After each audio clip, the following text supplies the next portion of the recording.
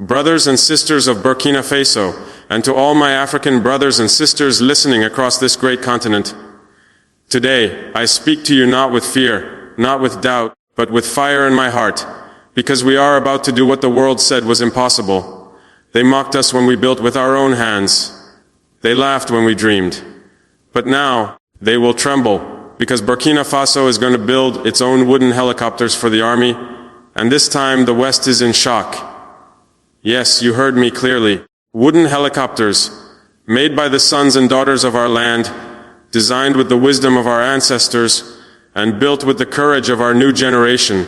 We are not waiting for anyone. We are not begging anyone. We are creating our own path, brick by brick, dream by dream, engine by engine.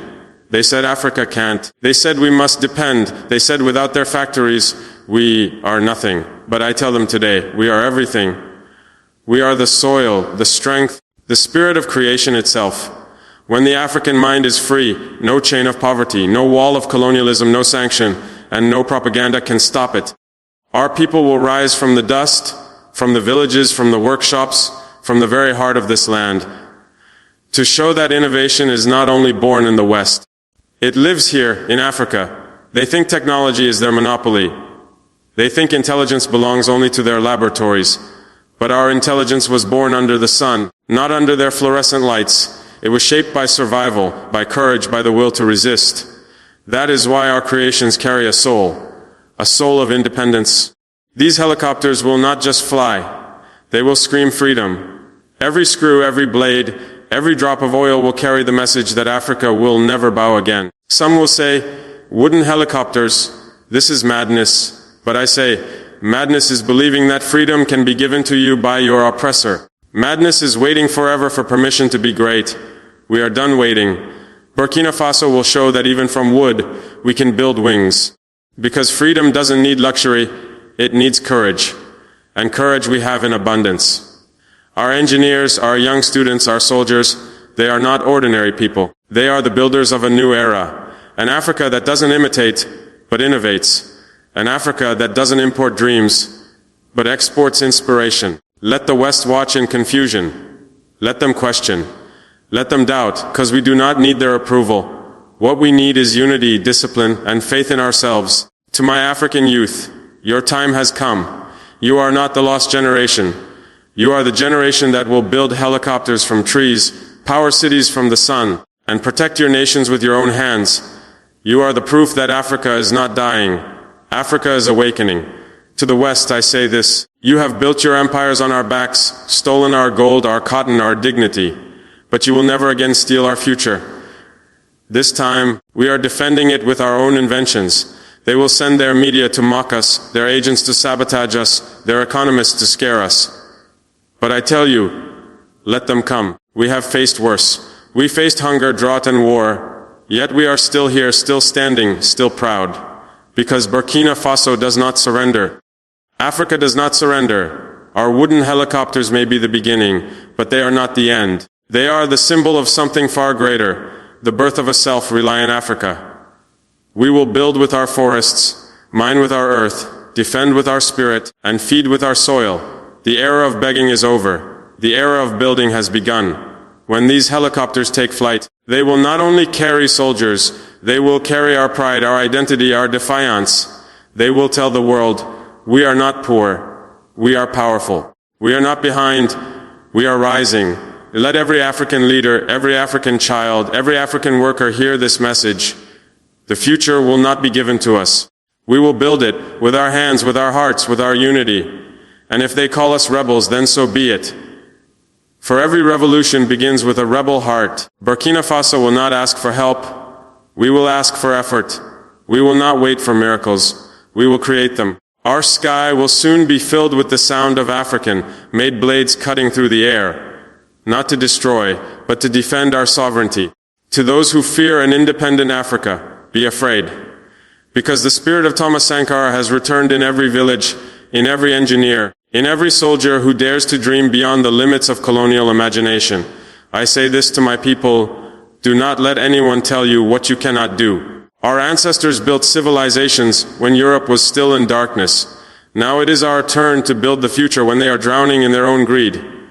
Stand tall, Burkina Faso. Stand proud, Africa. The world may have the machines, but we have the soul, and a soul that knows freedom can never be defeated. So let the world watch our wooden helicopters rise from the red soil of Africa. Let them watch and remember, this is not just about helicopters. It is about dignity. It is about independence. It is about the rebirth of a continent that refuses to kneel. Long live Burkina Faso. Long live Africa. And long live the revolution of our minds. The revolution that no weapon, no sanction, and no lie can ever destroy. The first message in this speech is the declaration of independence through action. Captain Ibrahim Traoré speaks with defiance against the global belief that Africa must depend on the West to create or innovate. His words ignite a sense of pride by announcing that Burkina Faso will build wooden helicopters, a symbol of self-reliance and creativity born from necessity. He challenges the idea that technology and progress are the property of the West.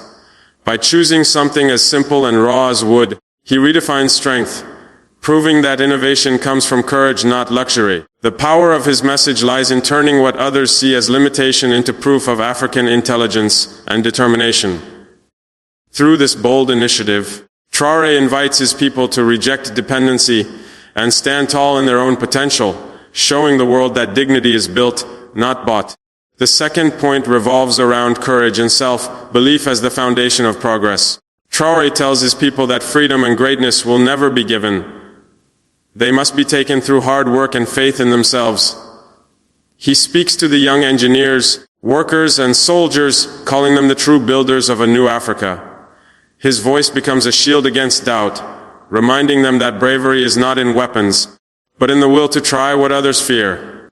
The wooden helicopters symbolize this courage, a step into the unknown, guided not by money or machines, but by conviction. He reminds Africa that every revolution begins with a single act of defiance, and that courage, once awakened, becomes unstoppable. The third message is a warning to the West and a declaration of spiritual and intellectual independence. Traore calls out the centuries of exploitation, the theft of African resources, and the psychological warfare used to convince Africans they are incapable of self-reliance. But now he announces that era is over. His words burn with resistance.